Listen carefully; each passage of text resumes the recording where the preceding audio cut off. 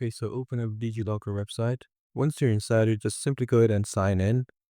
Once you go to sign in, just put in your information that it's asking, just like your phone number and stuff like that, and just simply sign in into your account. Once you do that, it will ask for the OTP. Just simply give them the OTP that you will receive on your email.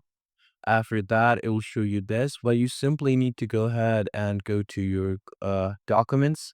And inside documents, you need to find the documents that you need. For example, education documents.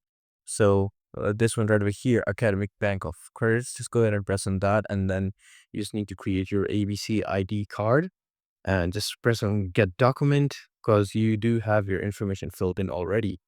And right over here, as you can see, it will show you all the documents. You just need to download the document that you want. And here you go. Once the document is downloaded, just simply open it up.